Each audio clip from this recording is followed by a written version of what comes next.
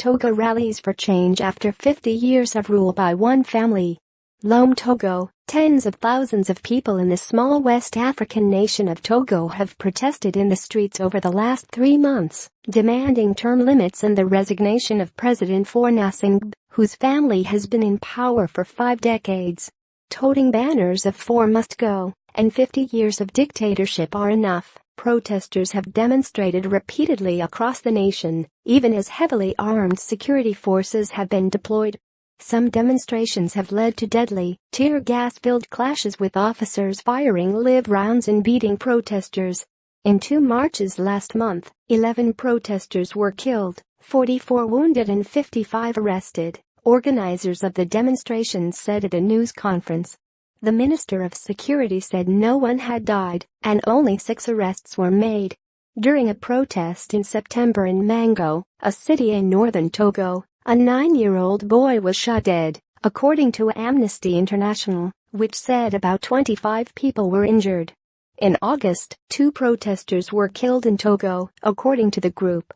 The Gnassingbé family has been in power since 1967, when the current president's father, President Gnassingbé, seized power in a coup.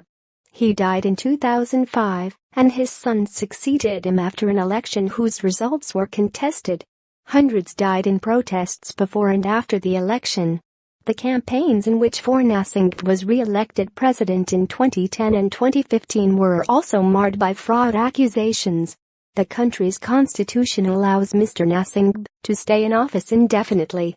"I am 33 years old and have never experienced any other governance other than that of a Gnassingbé," said Maxime Demagny, a Togolese journalist and activist. Togo, which lies between Ghana and Benin, is one of the world's poorest countries, with many people surviving on subsistence farming.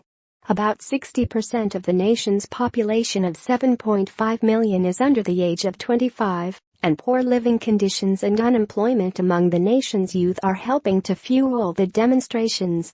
The protests, however, have resonated across age groups, social classes and ethnicities, drawing supporters from the north, where the president's family is from, and the south. During the demonstrations, street hawkers have marched alongside intellectuals. Some believe that the protesters are only from lower social classes, Mr. Demagny said. "Last time, I met my university teacher between the protesters. He was the dean of the law department. Many other university teachers were there as well." The organizing force behind the demonstrations is an opposition coalition of 14 parties, led by the Pan-African National Party. Last month, a military raid in the northern city of Soko led to the detention of a well-known imam, Alpha Al-Hussein, who is a close ally of the leader of the Pan-African National Party. Angered by the arrest, supporters of the opposition in several cities built makeshift barricades and started small fires in the city centers. Protesters have also set ablaze the homes of several members of the presidential party, the Union for the Republic. "We will continue our struggle until the end," Jean-Pierre Fabre, a key opposition figure and leader of the National Alliance for Change, told his supporters in September in Lomé, the nation's capital, according to the BBC. The leaders of the demonstrations say they want presidential term limits and elections that include 2 rounds of voting. In an effort to appease the protesters, the Togolese parliament voted in September to amend the constitution to limit presidents to 2 terms. But the opposition boycotted the vote, fearing it would not apply retroactively to the current president and would allow him to run again in 2020. The change is required to be approved in a referendum before it can take effect. Opposition members have used social media to distribute their messages, and a Twitter hashtag, #TogoDebout, or Togo Rising, has become popular. The government of Togo has shut down the internet in the days before and during protests to try to limit their size, but with limited success, as tens of thousands have turned out.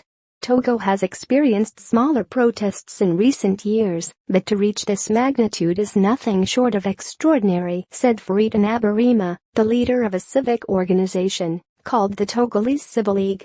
Ms. Gnassingbé said the recent demonstrations have been notable because they started in regions of Togo that are the traditional strongholds of the Gnassingbé family. Those areas have been neglected over time, currently making them some of the poorest in the country.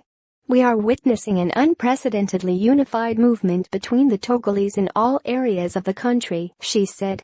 Ms. Nabarima now lives in exile after her statements against the president started angering those in power and led to increasing harassment, she said. The